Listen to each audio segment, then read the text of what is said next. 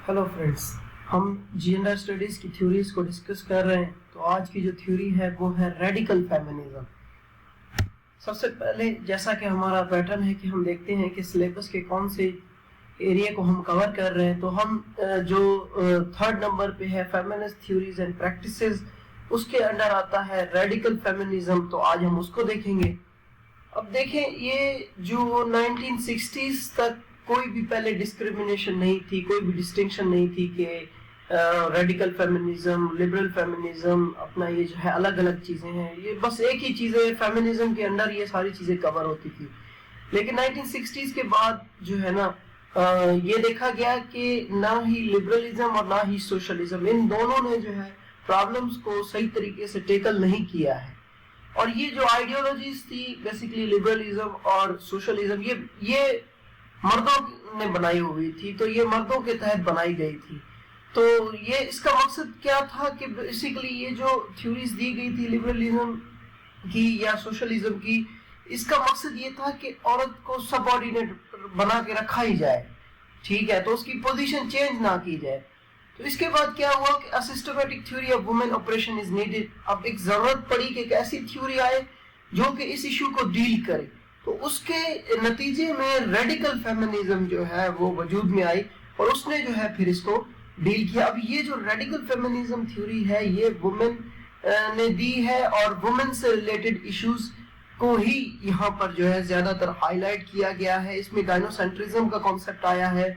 इसमें basically problems जो है वो अलग तरह से बताई गई हैं।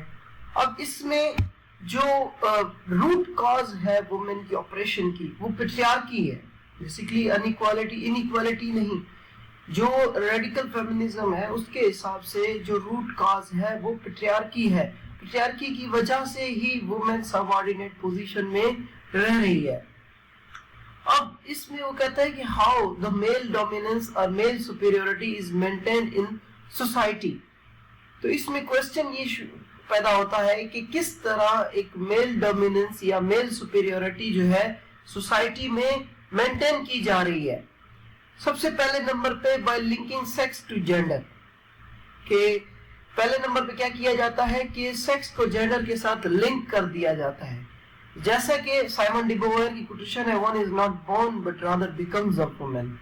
तो क्या किया जाता है कि जेंडर आइडेंटिटी फिक्स कर दी जाती है उसके जेंडर रोल्स को देख करके।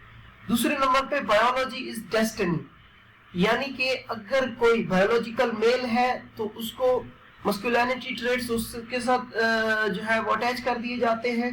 और उसके बाद अगर कोई फीमेल है तो उस हिसाब से जो है उसको माशरे में ट्रीट किया जाता है। तो बायोलॉजी की बेस पे उसको सुपीरियर और इंफीरियर का कॉन्सेप्ट जो है वो उसके साथ अटैच कर दिया जाता है।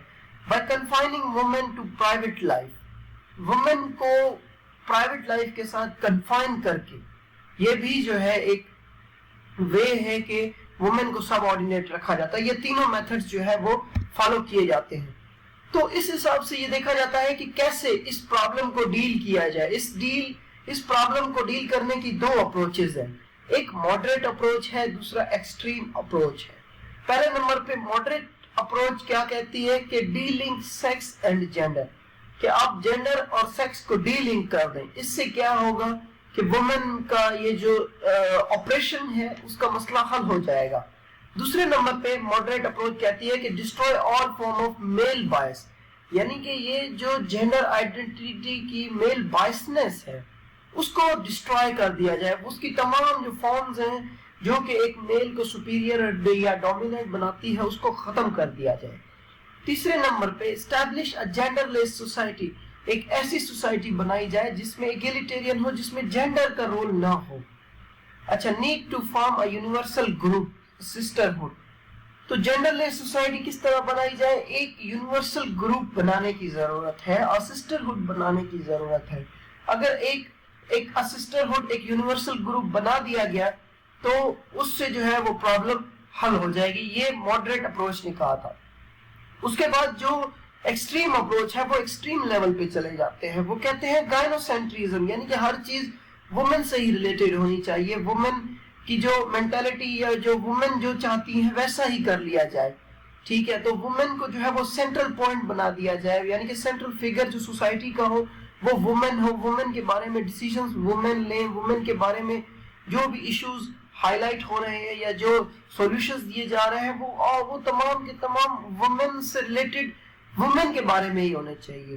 میل culture replace female culture. Extreme approach کہتی ہے کہ میل کلچر کو فیمیل کے ساتھ ریپلیس کر دیا جائے, یعنی کہ میل کلچر کو ختم کر کے اس کی جگہ پہ فیمیل کلچر کو لایا جائے.